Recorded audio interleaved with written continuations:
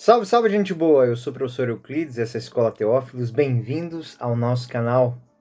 Você que está chegando agora, não deixe de se inscrever e deixar o seu gostei, o seu não gostei, para que a gente possa saber como é que está sendo a recepção dos nossos vídeos de estudo. Quero deixar aqui meu agradecimento, como sempre faço, a todos os nossos benfeitores e colaboradores do canal, de maneira especial a professora Márcia Aparecida Miguel Zeponi e a professora Ana Lúcia Escapim. A professora Márcia, que tem um centro de orientação teológica existencial. O contato está aqui embaixo na descrição do vídeo. Muito obrigado a todos vocês, os que fazem de maneira formal e de maneira anônima as doações do nosso canal. Muito obrigado. Bom, gente boa, também quero agradecer pelas orações, pela minha mamãe, que nesses dias está acamada. Muito obrigado. Bom, nós vamos iniciar o estudo sobre a terceira viagem e também sobre as cartas de São Paulo. Vamos ver esse estudo dentro de Atos dos Apóstolos, capítulo 19 a 21. Então, essa agora será a primeira parte do nosso estudo. Bom, lembrando, na última aula nós estudamos sobre o final da segunda jornada de São Paulo. Nós podemos ver os desdobramentos da próspera e bem-sucedida, até que enfim, bem-sucedida evangelização da cidade de Corinto, e como São Paulo finalizou a segunda viagem apostólica, voltando passando por Jerusalém e voltando para Antioquia, a sua cidade original. Hoje, nós iniciaremos o nosso estudo sobre a terceira viagem, as grandes cartas, contida, como disse, dentro do capítulo 19 e 21. Vamos ver qual era o ambiente, quem foram os colaboradores desse período da missão. Temos hoje algo muito peculiar. Eu posso dizer que já será a primeira grande mensagem do capítulo. Ele começa no capítulo 18, mas no capítulo 19, a maneira com que Paulo trata certas situações. E é muito importante, eu até tinha dito isso. Na outra aula nós vamos ver como é que isso termina. Bom, quem foram os receptores, quem o recebeu nessa grande cidade, a dita cidade dos magos, em Éfeso, e qual foi a estratégia de São Paulo nessa cidade? Como foram as conversões nesse ambiente, podemos dizer assim, de muito misticismo, de muito sincretismo religioso? Estas e outras questões nós vamos responder na lição de hoje. Bom, vamos iniciar a nossa tarefa de hoje analisando o ambiente e as motivações da viagem. Bom, Antioquia é o centro da atividade missionária de São Paulo. Ele está lá, ele está descansando, está fazendo como a gente diz, recarregando as baterias. Mas ele não para ali muito tempo. Ele retorna para a sua missão. Todas as vezes que Paulo faz uma grande viagem, ele retorna para Antioquia. Mas dessa vez ele ficou um pouquinho mais de tempo, mas também não ficou, como podemos dizer assim, muito tempo ali. No ano de 54, mais ou menos pelo período da primavera, São Paulo partiu na sua terceira viagem. Ele vai cruzar novamente as regiões do Planalto da Anatólia, visitando a Galácia, os Gálatas, e onde havia fundado muitas comunidades durante a primeira viagem ainda. Não ficou muito tempo ali, não parou muito tempo, simplesmente é uma visita a esses grupos cristãos. No final do capítulo 18, e aqui é o que eu digo que é nosso primeiro grande ensinamento, final do capítulo 18, antes de entrar nas viagens propriamente dita, temos um parêntese no final do capítulo 18. O surgimento de um grande personagem, que será de grande valia para São Paulo na missão. E nós vamos entender como é que isso funciona. No versículo 24, nós vamos ler o seguinte: neste tempo, entre mentes, um judeu chamado Apolo, natural de Alexandria, homem eloquente e muito versado nas escrituras, chegou em Éfeso. Apolo era um judeu de origem alexandrina, então ele é de Alexandria. Ele é um homem de cultura helenística e judaica. É próximo ao ambiente do filósofo Filon de Alexandria. Ele é um especialista em escrituras e em Éfeso esse caráter particularmente significativo é valorizado no caminho e começa a pregar na sinagoga. É uma aquisição muito importante para essa comunidade. No entanto, lembram de Priscila e Áquila? Priscila e Áquila, sim. Esse casal, quando ouve Apolo falar de Cristo, eles percebem que ele não é muito preparado para fazer isso. Ou seja, ele não tem as ideias muito claras sobre a figura de Jesus. Então eles levaram ele consigo e o instruem, ou explicam com maior precisão sobre o caminho de Deus. Esse casal, eles são formadores, são catequistas autênticos. Eles e também têm a tarefa de educar este homem, porque ele é um professor de um calibre considerável. Ele é uma ótima aquisição para a fé. Então, em Atos 18, 27, vamos ouvir. Como ele quisesse ir a Caia, os irmãos animaram-no e escreveram aos discípulos que o recebessem bem. A sua presença em Corinto foi, pela graça de Deus, de muito proveito para os que haviam crido. E aqui, pela primeira vez, e aqui é o ponto de partida para o nosso estudo do capítulo 19, 20 e 21, nós ouvimos falar que escreveram aos discípulos que o recebessem bem. Então nós podemos perceber que era comum entre as comunidades haver uma correspondência. Isso explica como Timóteo e Silas encontraram Paulo. Isso explica como Lucas sabe onde Paulo está. E, embora São Lucas não vá fazer referência às cartas de São Paulo em nenhum momento dos Atos dos Apóstolos, porque essa não é a sua função, porque se nós dependêssemos dos Atos dos Apóstolos para saber das cartas de São Paulo e não tivéssemos as cartas, nós não saberíamos dela nunca. Mas são citações como essa. Escreveram aos discípulos. Então, existe o costume. Isso mostra que as comunidades são muito bem informadas. Elas sabem o que está acontecendo. E surgindo qualquer tipo de burburinho, de problema, eles mandam sempre os melhores para resolver esses problemas. E por que eu citei Apolo? Porque, de certa maneira, o que acontece é que Apolo partiu para Corinto. E a sua presença em Corinto, como disse o próprio texto, foi pela graça de Deus muito proveito àqueles que tinham acreditado. Apolo trabalha em Corinto, onde Paulo já havia saído a partir do ano 52. Cerca de 2 anos depois, ele começa um novo trabalho missionário. E esse fato produzirá alguns problemas para a comunidade de Corinto. Ou seja, ela se verá dividida entre 2 times, 2 partidos, o de Paulo e o de Apolo.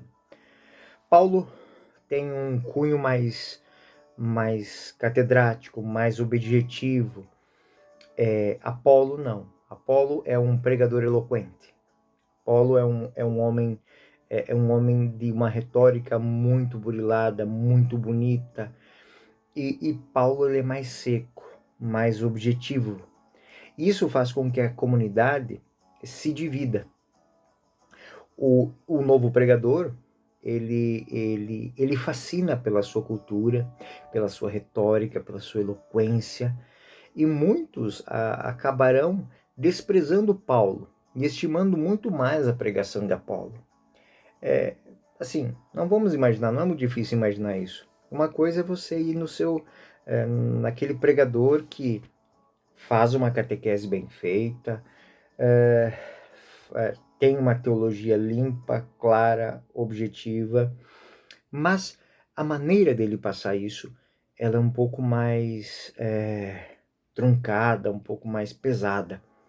E aquele pregador, que como a gente viu pelo histórico de Apolo, não tem aquela grande profundidade sobre o tema e tudo mais, mas a maneira com que ele conta a história, a maneira com que ele entusiasma as pessoas com suas palavras, ela é chamativa.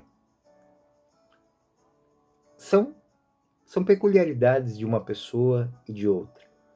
São Lucas, ele quer mostrar que Apolo, ele faz o trabalho de Paulo, ou seja, ele continua o trabalho de Paulo.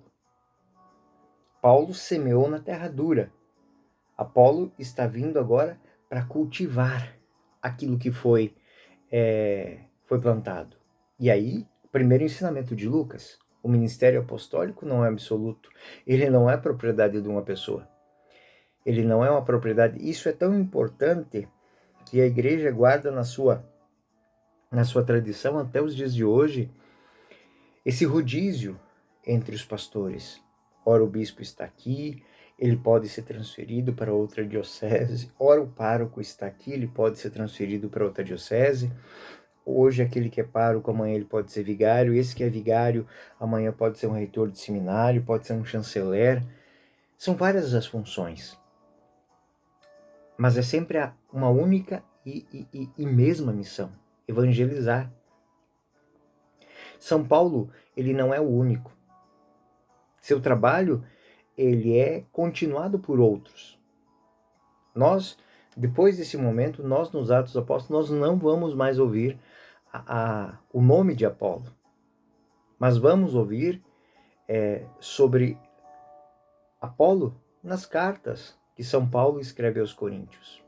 Lá, São Paulo, ele o traz como um exemplo concreto de que não há motivo para o cristão ter time, ter partido, clubinho. É parte do crescimento da igreja ter grupos, e esses grupos terem lideranças. É próprio da expansão. É próprio da defesa, da instrução da fé. E é um dever de todos, né? Isso deve ser feito por todos, sem nenhum tipo de ciúme, de apego, né? Nas cartas, como diz na carta aos Coríntios, nós vamos ver isso, né? A resposta do apóstolo Paulo à situação que aconteceu em Corinto com ele e Apolo, ela ecoa até os nossos dias. São Paulo, de uma maneira muito clara, muito objetiva, muito tranquila, vai dizer à comunidade de Corintos: eu plantei, Apolo irrigou, mas é Deus que faz crescer. Quem é Apolo? Quem é Paulo? Somos apenas ministros. O importante é que Deus faz crescer. Nossa, esta é uma lição que por si só já vale a aula de hoje. Ela é muito bonita, ela é muito salutar, ela é um remédio para males que perpassam os nossos tempos. E ainda hoje trazem sombras e barulho para dentro do caminho de nosso Senhor Jesus Cristo. Por isso, podem esquecer as aulas, mas lembrem disso. Todas as vezes que houver esses fúteis sentimentos e pensamentos no meio das vossas comunidades, lembrem-se de São Paulo e de Apolo. Da mesma maneira que um dia eu disse que é muito importante lembrar quem é Paulo e quem é Ananias. Não existia um Paulo se não houvesse um Ananias. Eu posso dizer agora que não existia um Apolo se não tivesse um Paulo. Mas que quem são Paulo e Apolo diante daquilo que é Deus? Então, Paulo só será grande se fizer a obra de Deus. Apolo só será grande se cumprir a missão de Deus. Eu só serei grande se cumprir a minha missão. Você só será grande se cumprir a sua missão. Não importa quem está dividindo o caminho contigo, quem está carregando pedras contigo, quem está recebendo os louros contigo ou as chicotadas contigo. É a nossa missão. Não tem espaço para ciúme, não tem espaço para apego. tem espaço para um serviço fiel à fé. Dito isso, vamos ao tema de hoje. Enquanto Apolo está em Corinto, São Paulo chega em Éfeso. Então começa o capítulo 19. Mostra duas grandes capitais, Corinto e Éfeso, com a presença de dois grandes pregadores. Paulo vai para Éfeso, em Corinto fica Apolo, continuando a obra que havia sido começada por Paulo. Em Éfeso, Paulo. E Paulo, em Éfeso, não tendo mais que se preocupar com Corinto, permanece lá por muito tempo. Paulo já tinha ido a Éfeso. Foi uma escala breve nessa cidade. No final da segunda viagem, em 52, naquele momento que ele se separa de Priscila e Áquila, mas ele não tinha parado. Ele disse, qualquer dia eu volto. E ele voltou. Ele anunciou que voltaria. E agora ele está de volta. 2 anos se passaram desde que Áquila e Priscila tinham parado ali. Então a pequena comunidade já havia sido formada. Foi dali que surgiu, foi em Éfeso que Apolo foi instruído e depois foi enviado para Corinto. Embora ele tivesse, embora Éfeso fosse uma comunidade múltipla, de muitas facetas e diferente, ela era muito importante. Haviam grupos de vários tipos, tanto que Apolo se tornou cristão em Éfeso, mas não através de Áquila e Priscila. Ele apenas foi por eles educado.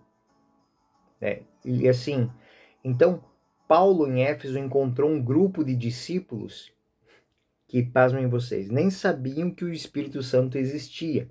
Eles se diziam cristãos, mas não conheciam o Espírito Santo. Como vemos lá em Atos 19:2. Recebeste o Espírito Santo? A pergunta de Paulo. Quando abraçastes a fé? E eles responderam, não, nem sequer ouvimos dizer que há um Espírito Santo. Eles se autodenominavam cristãos, mas eles receberam o batismo de João, o batismo de conversão. Eles são dos discípulos de João.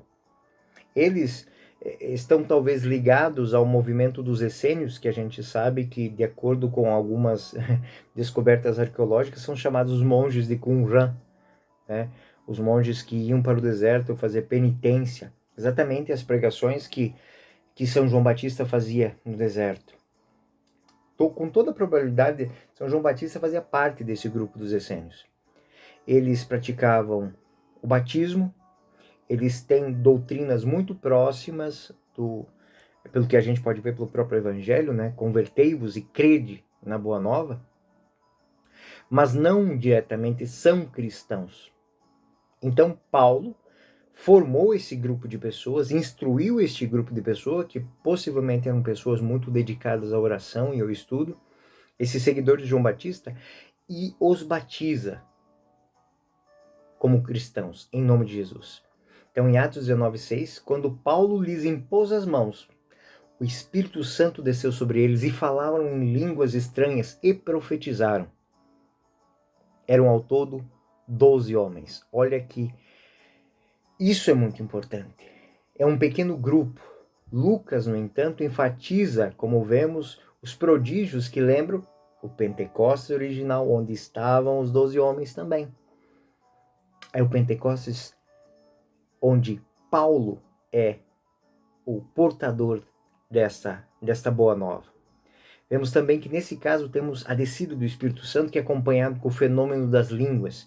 Eles também falam e profetizam e falam em nome de Deus de forma entusiasmada. E aí a gente lembra tudo aquilo que aconteceu lá no Pentecostes de Lucas. Eu já disse isso, mas lembro, Lucas enfatiza muito a ação do Espírito Santo. Nós temos o Espírito Santo que aconteceu em Pentecostes, depois na casa de Cornélio e aqui novamente. Se repete, como na casa de Éfeso com os gregos, um fenômeno e ele está se espalhando. Paulo entrou na sinagoga e falou com desassombro 3 meses, disputando e persuadindo acerca do reino de Deus. Como de costume, Paulo, ele vai sempre à sinagoga, discute e persuade os ouvintes sobre o reino de Deus. Todos os sábados, ele começa a ler o texto bíblico e interpreta de acordo com a interpretação cristã. Mas não só nos sábados. Ele, ao longo das semanas, ele tem momentos de estudo bíblico, não para os judeus residentes em Éfeso, mas para esse grupo interessado. Embora sempre vai ter aqueles que não querem, como diz o versículo 9. Alguns se endureceram e não creram, desacreditando da nova doutrina. Diante da multidão, apartou-se deles então e se reuniu à parte com os discípulos, onde ensinava diariamente na escola de um certo tirano. A tradução, ela vai dizer assim, em muitas traduções nós vemos nova doutrina, mas de fato em grego o que nós vamos ter é a palavra caminho, odos, né?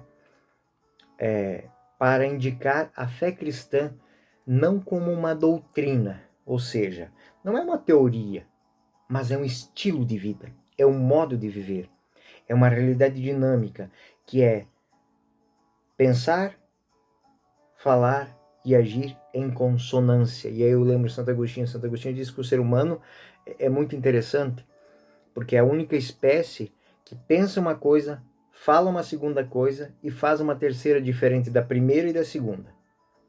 E aqui o cristianismo é um caminho que tenta unificar isso. O que eu penso é de acordo com aquilo que eu falo e aquilo que eu falo e penso determina as minhas ações. Então, o caminho é isso. É você manter uma unidade. A palavra pureza vem dessa unidade. O que é puro? É uma coisa só. O cristão é puro por quê? Porque vive uma doutrina só. E aí nós vamos estar na cidade das 1000 doutrinas. Paulo, uma vez que os judeus da sinagoga rejeitam o caminho, se separa deles.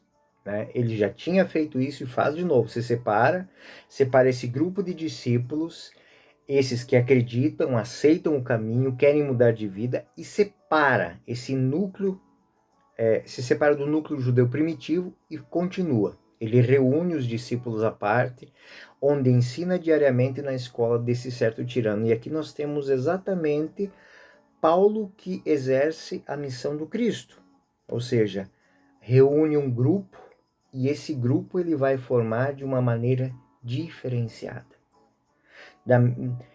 Como havia acontecido em Corinto, Paulo sai da sinagoga e vai para a casa do Tício, lembram?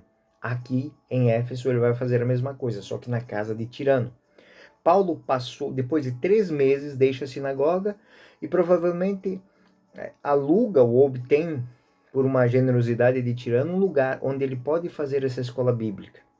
Ele conhece aqueles que querem ir ouvi-lo junto dos que estudam a Escritura. E aqui, porque ele entende que muitos se afastam dele na sinagoga por medo dos judeus.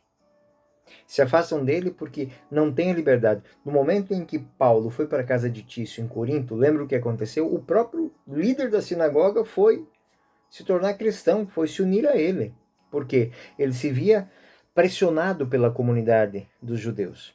Então Paulo aprende isso, aprende que se o cristianismo nasce em meio aos judeus, porque e de primeiras ovelhas perdidas da casa de Israel, é o mandamento do Cristo, neste momento, quando depois que lhes foi anunciado, sacode-se os pés e vai adiante.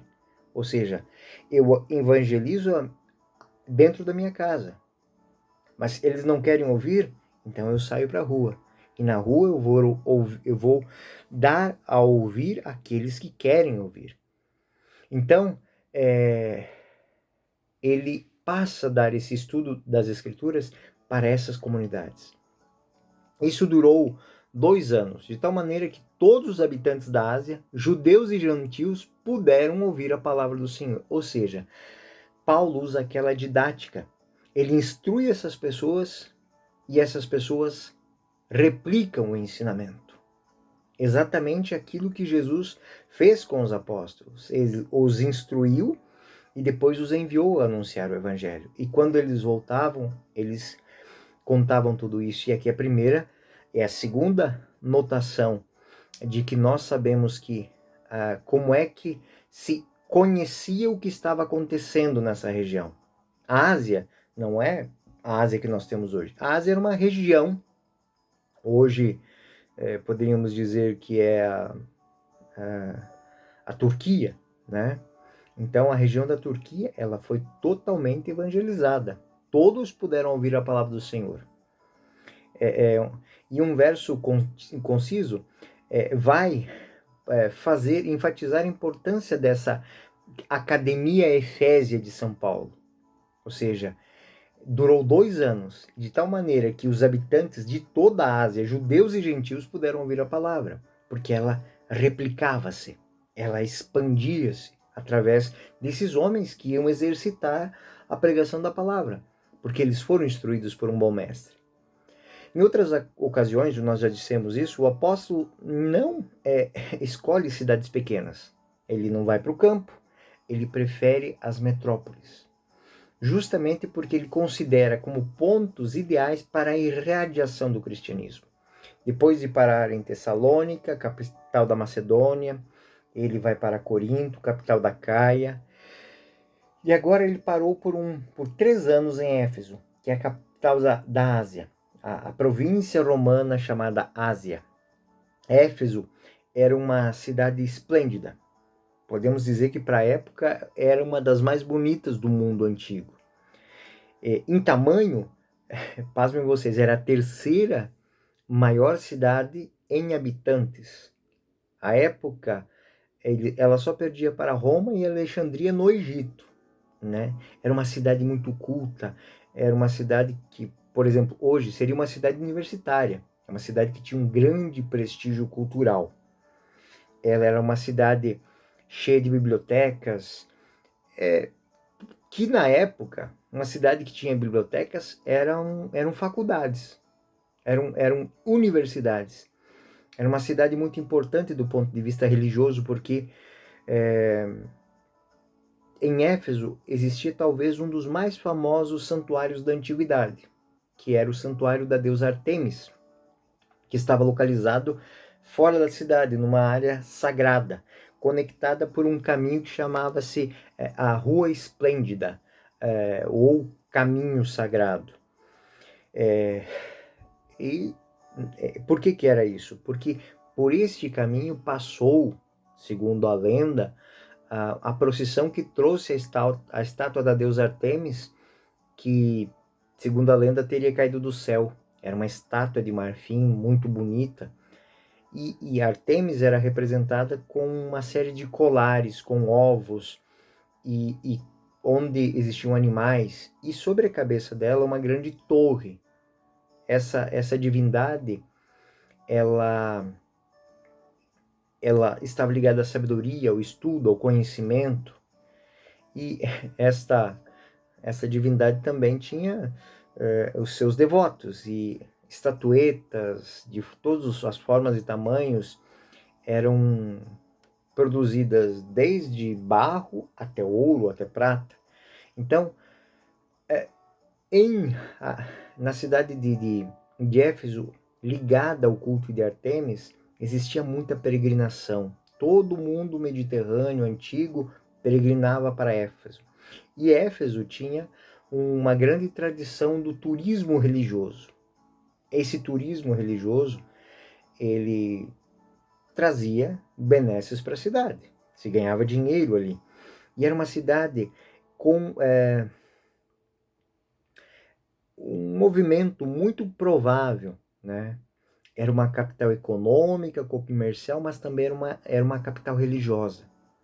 Hoje podemos dizer aquilo que eu disse, toda a Turquia estava localizada na foz de um rio que desembocava em Éfeso.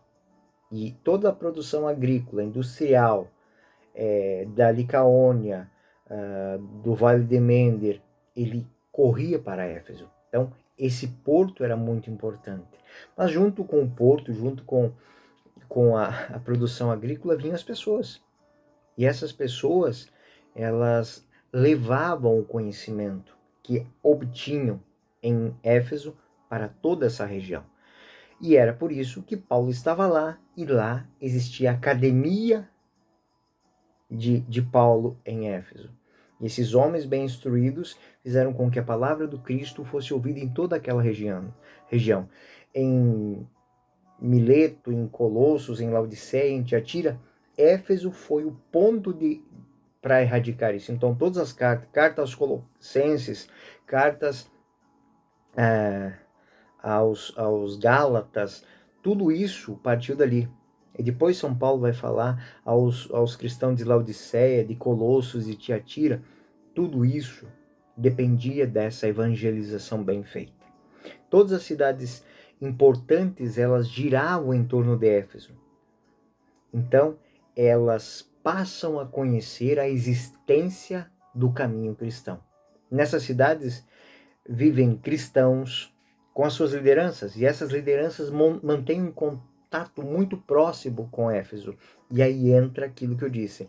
Embora São Lucas não fale das cartas, ele implicitamente vai mostrar, através da maneira com que é dita, que esse centro era inundado por informações de toda a região. Era como que uma rede capilar, onde São Paulo montou uma rede onde ele e esse grupo expandiu a fé cristã em todas as regiões. Então, em Éfeso, Paulo passou um período longo e essa atividade missionária durou mais ou menos uns 3 anos, de 55 a 57. E lá aconteceu de tudo nesse período. Paulo também realizou prodígios, maravilhas. Evidentemente, não apenas para pregar o credo cristão, mas para também trazer uma manifestação de Deus. Nos versículos 11 e 12, são enfatizados dois fenômenos milagrosos. E no versículo 11, Deus fazia milagres extraordinários por intermédio de Paulo, de modo que lenços e outros panos que ele tinha tocavam seu corpo, eram levados para os enfermos e afastavam deles doenças e retiravam muitas vezes espíritos malignos. Em Éfeso, Paulo assumiu uma fama que era muito comum à cidade. Como muitos naquela cidade, Paulo também tinha a fama de milagreiro, um homem que fazia prodígios, que atraía multidões. Parece com alguém? Sim.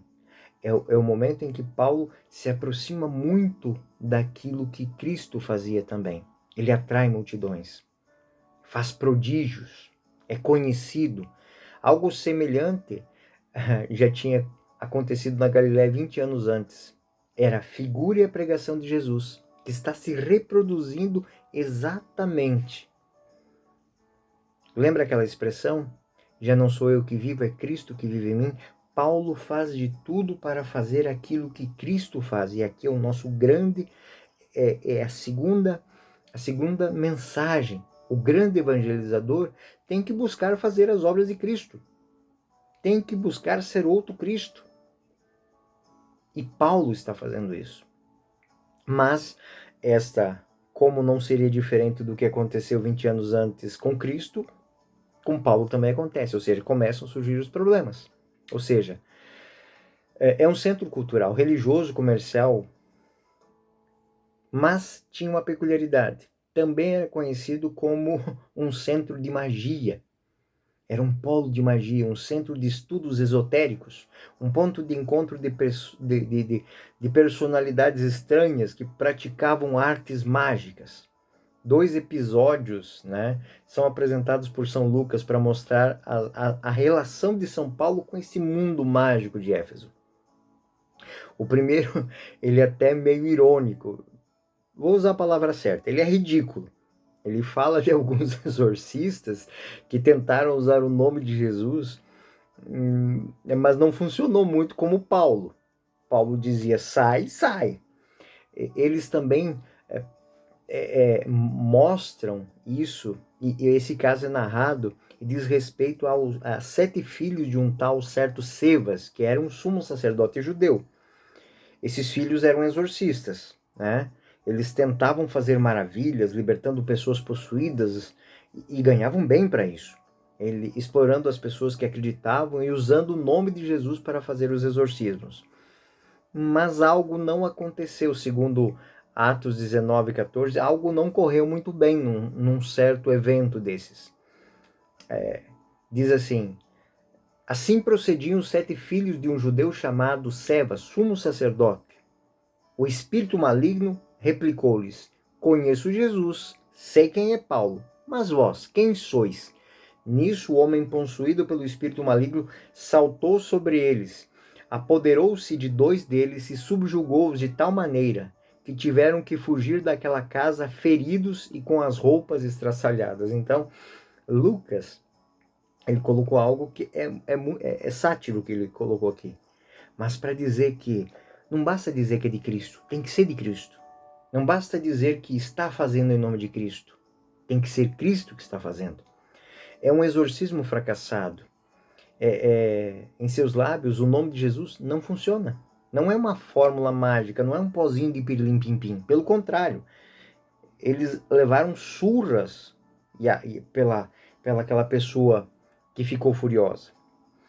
Atos 19, 17. Este caso tornou-se, né, conhecido por todos os judeus e gregos de Éfeso, e encheu de temor e engrandeceram o nome de Jesus. Ou seja, o nome de Jesus tem que estar na boca de cristãos. E ele tem poder na boca de cristãos. O nome de Jesus na boca de quem não tem fé não é nada. Esse episódio de São Lucas quer mostrar como a pregação cristã ela difere da magia. E é o nosso terceiro ensinamento. O cristão não faz magia. O cristão não faz milagre. O cristão deixa a fé agir. O cristão deixa que Cristo haja.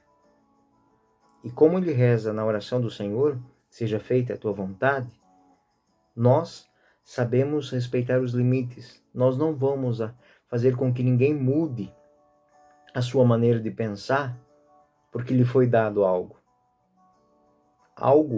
O algo a ser dado é a fé, é uma nova vida, é uma nova esperança, é um novo caminho. Esse é o nosso ponto de partida.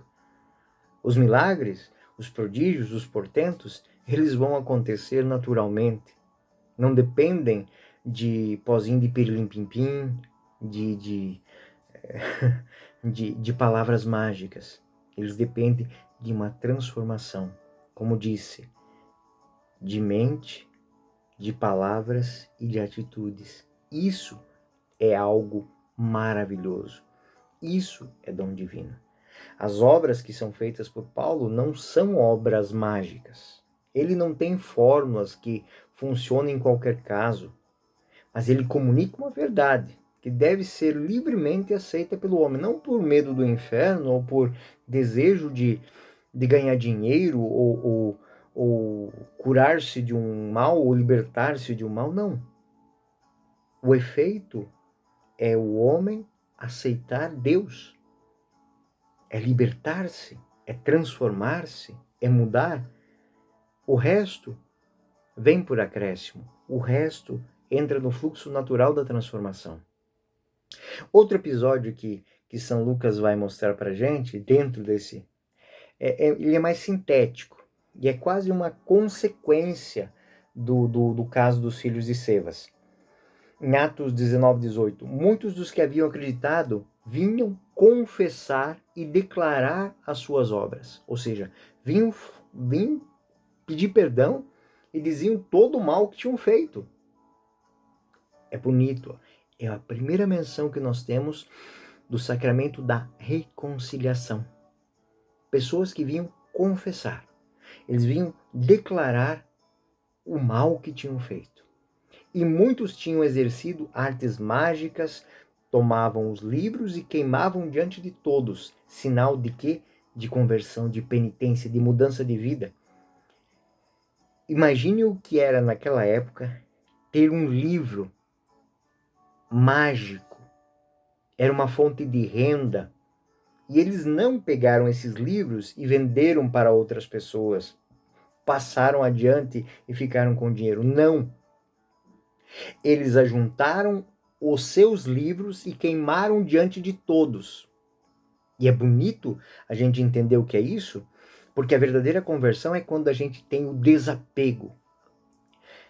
A pecadora pública, quando vai ao encontro de Jesus, ela tem um vaso cheio de alabastro. Um vaso de alabastro cheio de perfumes. E esse perfume, ele valia muito, muito, muito.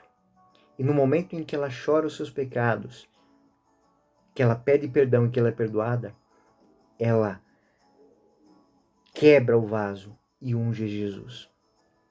O que significa quebrar o vaso?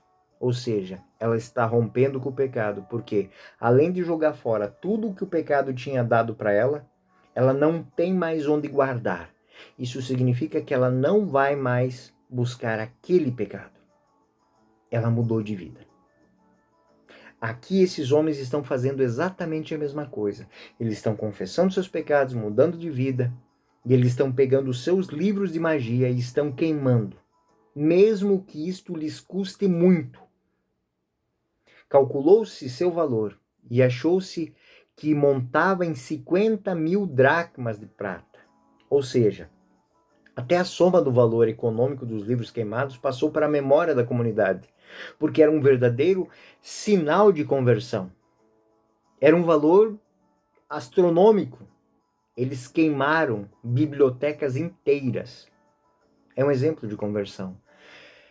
No momento em que receberam Cristo, eles tomaram consciência que essas práticas mágicas são golpes de pessoas mal intencionadas ou são parte com o mal, são colaboração demoníaca, e eles não querem isso na sua vida.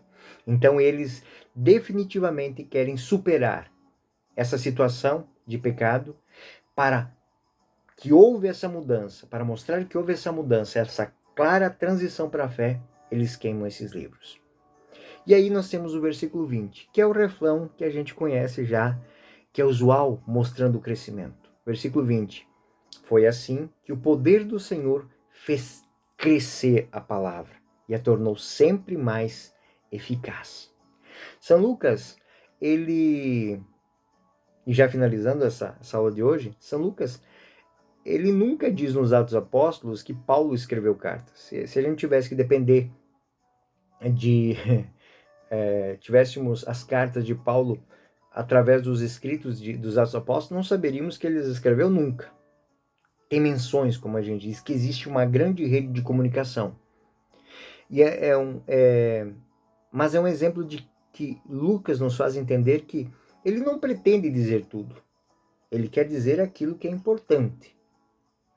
Nós tivemos 3 grandes ensinamentos no tema de hoje. Ou seja, que as comunidades não foram feitas para terem partidos, times, mas que as comunidades são feitas para servir a causa cristã, servir a Cristo, estar a serviço do Evangelho. Segundo, que aquilo que um planta, o outro rega, mas é Deus que faz crescer. Terceiro ensinamento, a nossa fé, ela é própria nossa. Nós fazemos prodígios e portentos, mas nós não usamos os prodígios e portentos para obrigar as pessoas a acreditarem. Elas acreditam, e quando acreditam, elas mudam de vida. E a prova de que elas mudam de vida é que elas deixam o passado e tomam o caminho do futuro. Era isso que Lucas queria dizer. Ele não queria falar das comunidades, não queria falar das linhas de comunicação entre as comunidades. Mas, em alguns momentos, passam algumas coisas. Na próxima aula nós vamos ver um pouco sobre essas cartas, como elas eram úteis para manter as comunidades unidas e zelosas sobre o andamento de toda a fé, como se portar diante das ofensivas contra o caminho. E dessa forma, a gente nos Atos entende que essa comunicação ela era muito boa nas comunidades. Ou seja, Atos 19, 23. Por esse tempo ocorreu grande alvoroço a respeito do evangelho, ou seja, ele está citando algo que foi conhecido de todas as comunidades. E esse será o tema da nossa próxima aula: a carta e os alvoroços das comunidades e como as cartas são úteis para manter a unidade e a paz nas comunidades.